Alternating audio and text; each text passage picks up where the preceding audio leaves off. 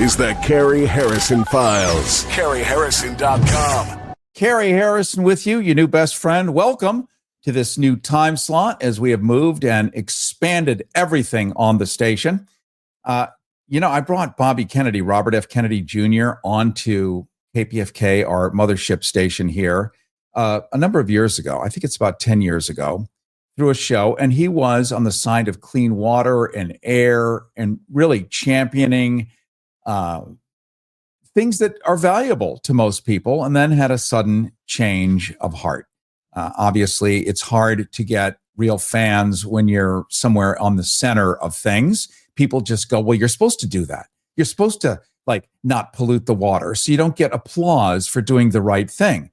But some of us have larger appetites. And when the fan base is on the other side, where you can do the opposite, the inverse, and tell them it's good, like Orwell, war is peace, up is down, cold is hot, it really works. And you suddenly get a giant fan base and you get escalated up into a world of madness. So while I did bring him on, those were the good days. I cannot take responsibility for what's happening today.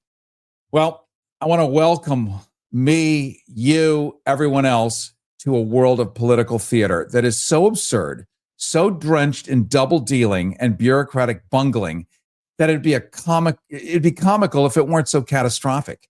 The latest act in this tragic farce, the Trump administration, in its infinite wisdom, issued and then rescinded a sweeping order to freeze federal funds, throwing the country into a panic and leaving the states scrambling to access basic programs like Medicaid and Head Start. The White House memo, and it was done through a memo, kooky as it was audacious. It amounted to a government shutdown by decree, which is, by the way, illegal. Remember, we left the King of England. There would never be such a decree. There could never be with a balance of power. But there was a decree. While it was illegal, while it was unconstitutional, it certainly worked, at least a little bit. And if we're being honest, it's wholly predictable. Yet, despite this memo's hasty retraction, they did unpause it. That's because the court stepped in. The damage still has been done. And that's the problem. The administration still clings to its broader mission to withhold funding from anything it deems a threat to its ideological purity. Whether that's so-called Marxist equity or transgender rights. I mean, there's transgenders on every corner. They're in your room probably right now, right? It's just the worst. I mean, please. How about FEMA? FEMA disaster aid for the wrong sorts of people. That's been stopped. Or the dreaded windmill on some farmland when a beautiful oil derrick would glow like a reflecting rainbow at sunset.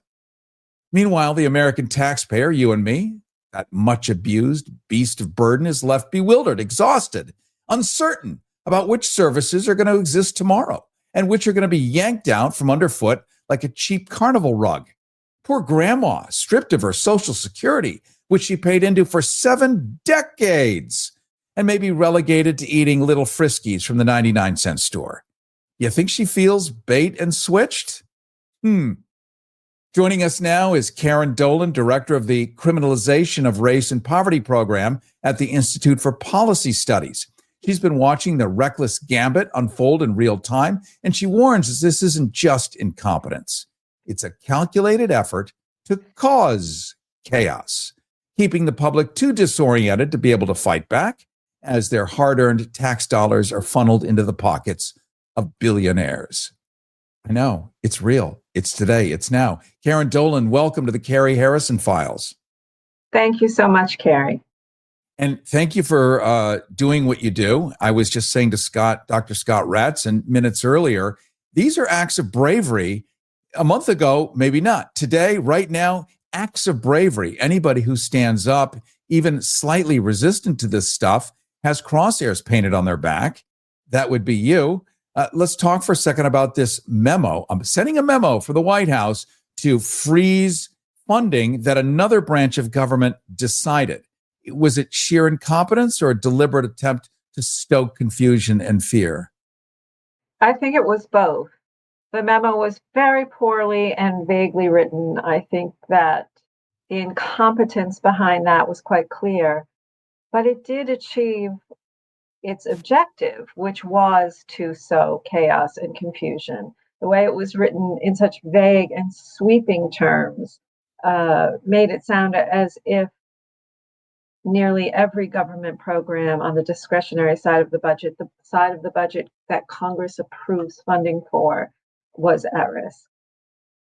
So even though the freeze was rescinded, which it was, they backpedaled and said, oops, just kidding.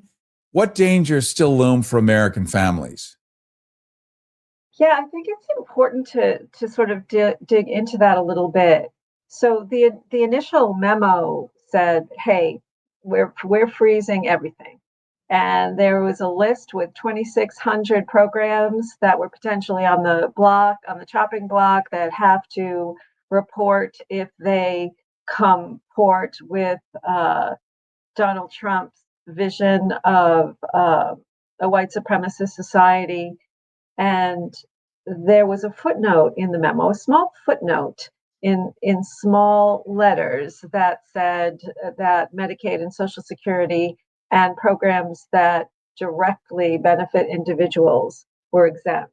But what directly benefit individuals means was undefined and is not a legal phrase. And so that potentially would sweep up everything. Then they issued a clarification, because panic was just widespread, not just, of course, with Democrats, but with Republicans, with everybody who receives any help from the government, which includes infrastructure and disaster aid and our roads and bridges and federal aviation control. And so the clarification was, well, it's just a certain number of programs. It's not all these programs that you're saying. The clarification was nonsensical.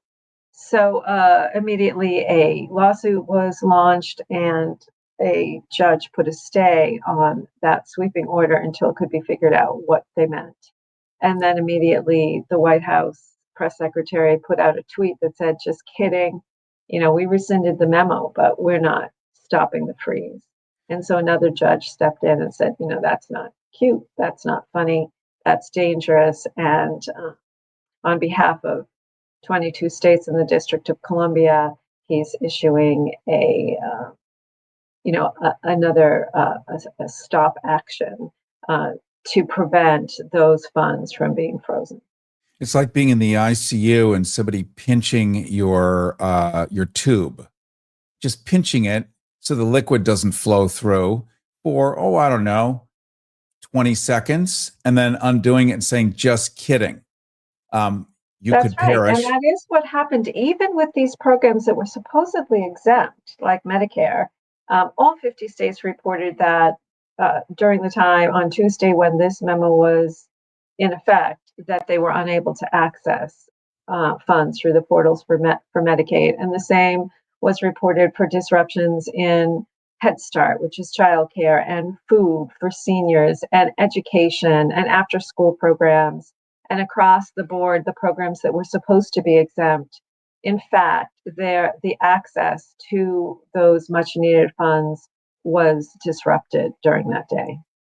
Cary Harrison with you. This is the Cary Harrison Files, CaryHarrison.com. We're also live streaming on every video platform right now. Just Google Cary Harrison and up it will come, along with whatever your favorite streaming platform is. We'll also have archives. You can get our free newsletter at CaryHarrison.com, where you can you'll get a transcript of this conversation, other things that we cannot include or do on the radio while we're still allowed to be on the radio. I don't say that as an empty threat. We have been targeted specifically in Project 2025. This station targeted specifically and named.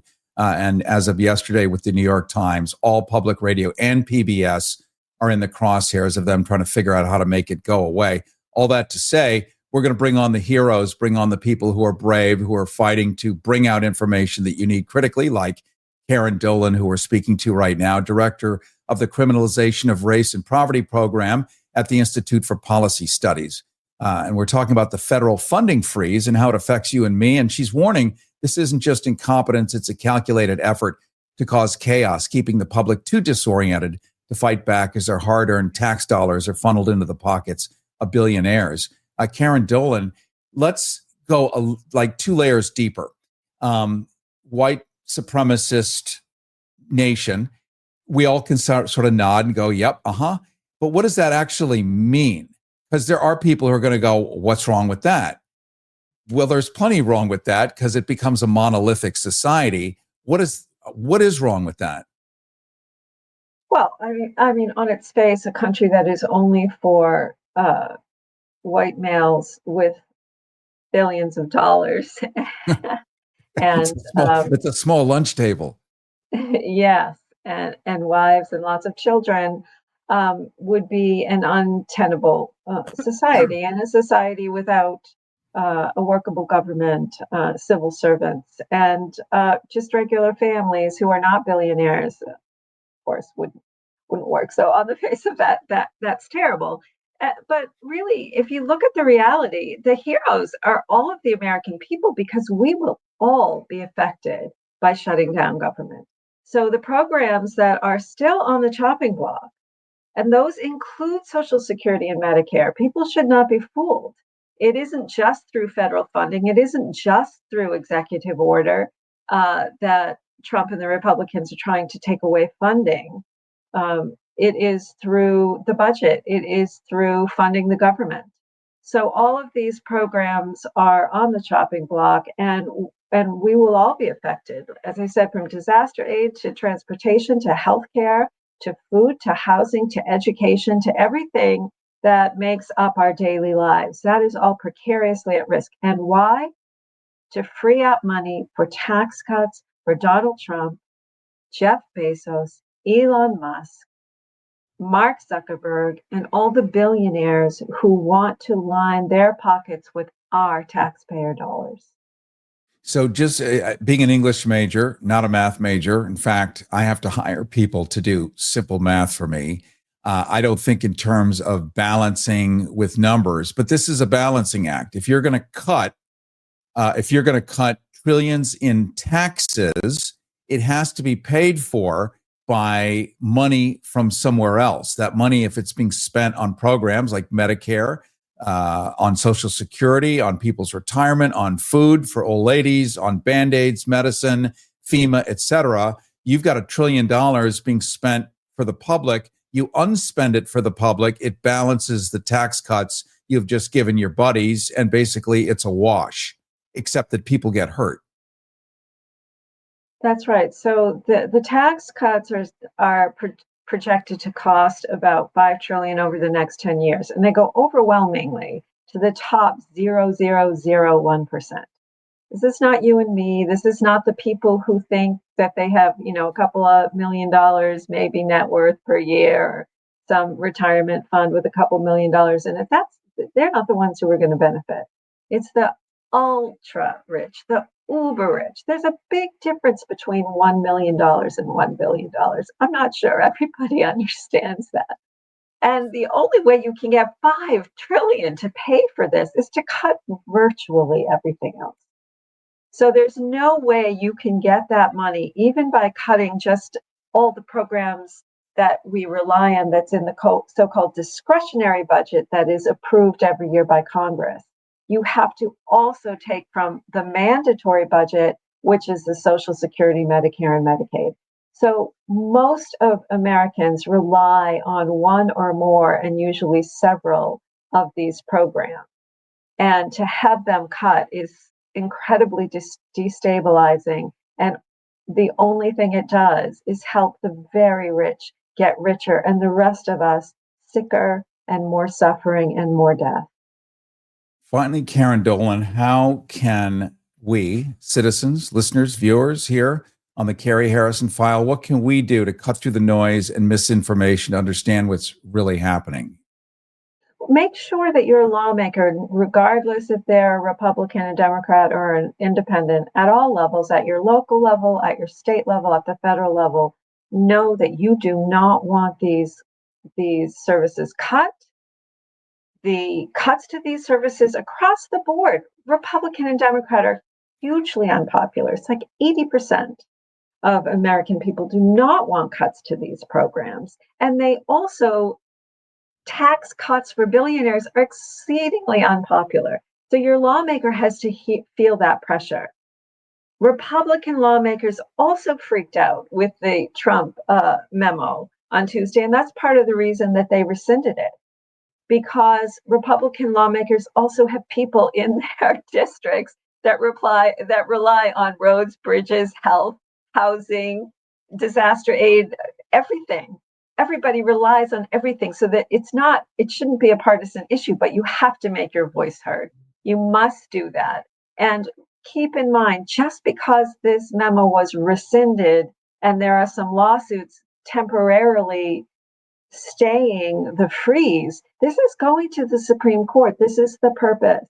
The Trump administration is trying to take back the power from the legislative branch and vest it only into into his hands. Unconstitutional, illegal. Who knows what will happen at the Supreme Court with the kind of supermajority he has. So we have to stay vigilant, or we will lose what we know of as life at present.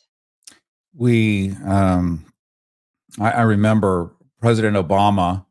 This is back in it was another century. It feels like, anyway. President Obama saying that, I can do what everyone wants, but I have to have your back. I can't just unilaterally declare that I'm going to do this. If you guys want it, I'll do it. But I have to have your back, or you have to have my back in order to do it. And I think with our politicians, at least the way our system is set up, whether it's blue or red or purple, it doesn't matter, is that these people are out there doing stuff, whether you like it or not. But if they think they have sufficient backing, they'll stand on their head, stand on their pinky, whatever, drive a Tesla, not drive a Tesla. It doesn't matter if they think that you have their back. So if we show up and suddenly really magnify our intention and our desires to even the crappiest of politicians, they work and exist and get paid at the pleasure of you and me, letting them think that they have our support. So let's go ahead and tell them what to do, even more than we ever have. Is there a shortcut to that, Karen Dolan, that you know about? Is with modern technology and digital, does it matter? Well, I mean, you can go on to your local congresspeople's website to find their telephone number, and different organizations have ways that automatically send out letters. I couldn't tell you off the top of my head which one, because they're often, contained by different subject areas. But it isn't just one subject area that we need to talk about. We need to talk about all of them. And you need to write letters to your editor. You need to tell your neighbor, your family members, what's really happening. So a lot of people are just taking at face value that Trump is trying to streamline government. Streamlining government is getting rid of the civil service workers that make sure we get our Social Security checks, that make sure we have enough air traffic controllers in the booth so that collisions don't happen, that make sure that there are doctors to take care of us, that there are roads that we can drive on, that our children can go to school. When you defund that, you lose that. So people have to stop listening to the campaign rhetoric that somehow this administration has your back by streamlining government. It is not having your back when you destroy government and all of the programs that we rely on to be safe and happy and that our families and our children need. So we've got to cut through the confusion. We've got to cut through the BS, the campaign promises that are spoken in simple words to dupe people. Let's not be duped anymore. Let's understand what's at stake and say, no way. Let's not be duped anymore. That's a great book title. I'm so grateful that you've been here today with us, Karen Dolan. You're director of the Criminalization of Race and Poverty program at the Institute for Policy Studies. And we've been talking about the federal funding freezes. And you're warning us that this isn't just incompetence, but a calculated effort to cause chaos. keeping us too disoriented to be able to fight back. But you just told us how to do that. Get back into action. Stuff that in the 1980s was normal, in the 1990s was normal. People did write their Congress people. People did reach out, and they were involved in civics. Here we are again, except this time it's existential. This time it really matters. It's not just a comfort. It's a literal survivability. What's your website so people can check you out, Karen? ips-dc.org. And people should realize Congress people, even Republicans, take it seriously when their offices are flooded with letters and calls. They do take it seriously. We need to take our own civic responsibility seriously. All right. Well, thank you so much for coming on today. I very much appreciate it. Cary Harrison with you. This is the Cary Harrison Files. We're going to pause for a second, and then we're going to unpause, just like the Trump administration. When we return, we're going to open up the phones, be able to probably squeeze in a call or two at 818-985-KPFK, 818-985-5735. That's 818-985-KPFK, 818-985-5735. I think you just press option 1 when you call in at 818-985-5735, 818-985-KPFK. Your thoughts on this and workarounds that you know about, and should we get involved in our civics at this time of life or death? Cures, thoughts, solutions, whatever you've got in mind, I want to hear it here on the Cary Harrison Files. This is the Cary Harrison Files. CaryHarrison.com. Everybody wants cheap airfare, but where do you find it? You call low-cost airlines. They specialize in cheap flights, discount hotel rooms, cheap car rental rates, and with a best price guarantee. If you want the lowest prices on your airline tickets or other travel services, call now. That's right, call. That's the only way to get these rates. Experts are standing by 24/7 to get you the cheapest airfare and hotel rates available. So don't wait. Call now. Listen while it's still legal. The Cary Harrison Files. And it is the Cary Harrison Files.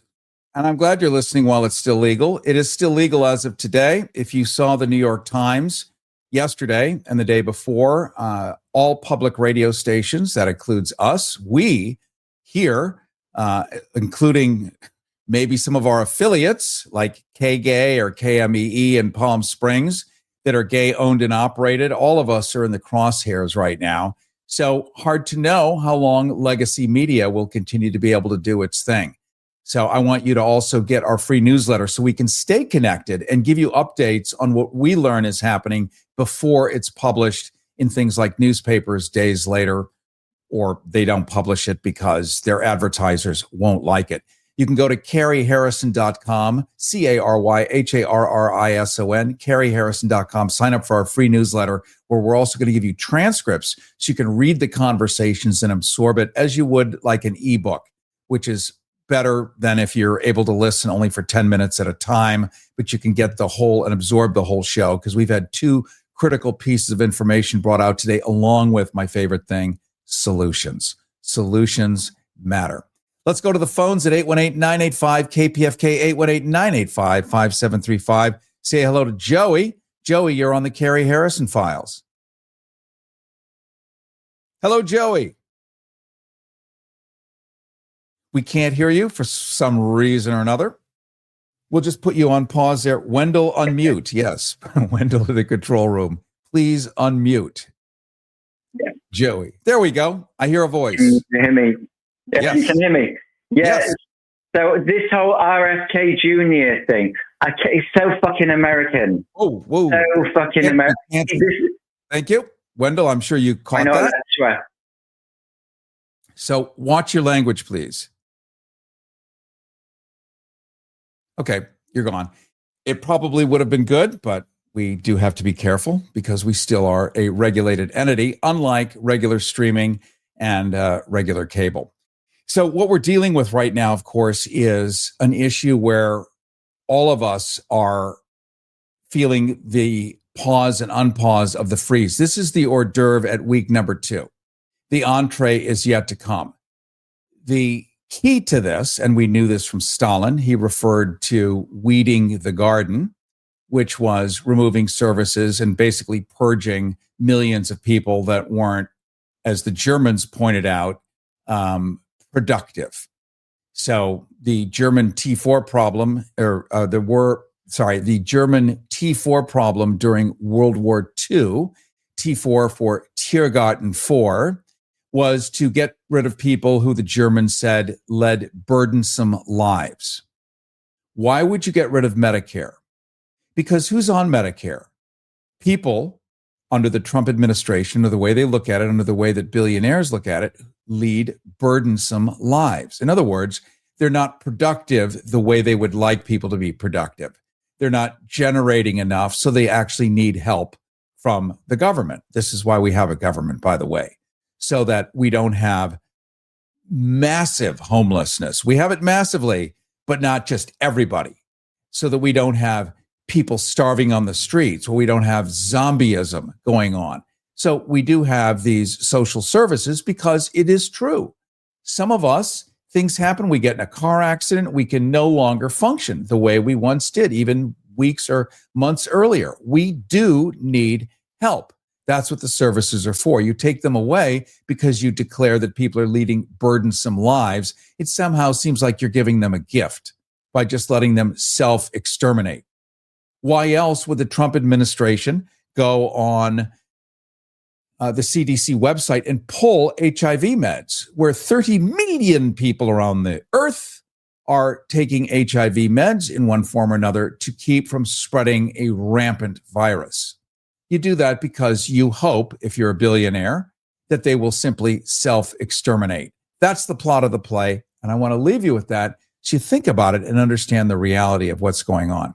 Cary Harrison with you. This is the Cary Harrison Files. Don't forget to sign up for our free newsletter at caryharrison.com, where we're going to keep you informed in what we know, plus give you transcripts and archives of this show and everything else. Also, you'll be able to get video archives as well as audio archives. And I appreciate your joining me today. And I know we got some great information out. We will have more to come as we bravely face these challenges of the day and suit up and show up for you for as long as we can. I look forward to seeing you next week, and have a great day. Listen, well, it's still legal.